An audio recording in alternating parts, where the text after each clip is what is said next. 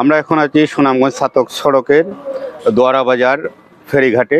এটি হচ্ছে সুরমা নদীর উপর একটি ফেরি এবং এটি এই মুহূর্তে জেলার একমাত্র ফেরি। আগে অনেকগুলো রুটেই, যেহেতু এটা হাওর অধ্যুষিত এলাকা, অনেকগুলো রুটেই আগে ফেরি ছিল এবং সর্বশেষ এইখানে এই সুরমা নদীর উপর যে ফেরিটি, এটি যে দোয়ারা বাজার ভৌগোলিক কারণে দ্বিধা বিভক্ত, দুই ভাগে বিভক্ত এবং এই দুই ভাগে বিভক্ত একটি উপজেলাকে যোগাযোগ ব্যবস্থাকে সংযুক্ত করেছে এবং এই ফেরি দিয়ে অনেকেই সুনামগঞ্জ থেকে ছাতক হয়ে সিলেটও যাতায়াত করেন।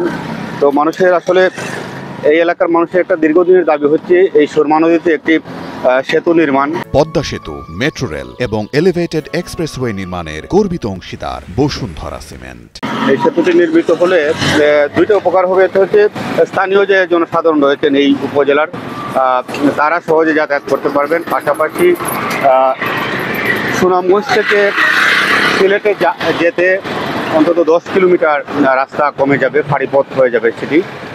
এই সেতুর জন্য আমরা এখন সাধারণ যে মানুষ রয়েছেন তাদের আমরা কথা শুনবো, তারা আসলে কি চান।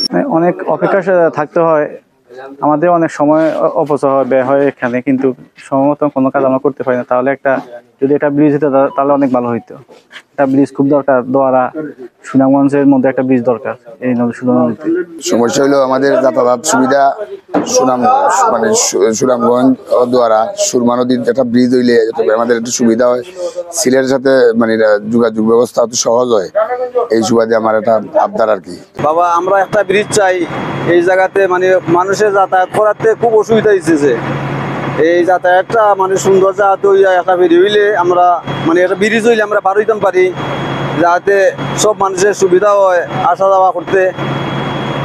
আল্লাহর রহমতে একটা ব্রিজ চাই আমরা। দর্শক, আমরা এতক্ষণ শুনছিলাম এই স্থানীয় মানুষের যে প্রতিক্রিয়া।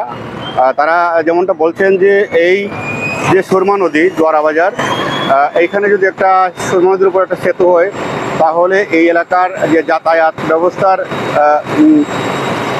অগ্রগতি হবে। পাশাপাশি শিক্ষা, সংস্কৃতি, অর্থনীতি, স্বাস্থ্যখাত সহ সব খাতের একটা আমূল পরিবর্তন হবে। তো এই দিক থেকে এইখানে একটা সেতু যদি নির্মাণ হয় তাহলে মানুষের দীর্ঘদিনের যে প্রত্যাশা সেটি পূরণ হবে। মাসুম হেলাল, বাংলাদেশ প্রতিদিন, সুনামগঞ্জ।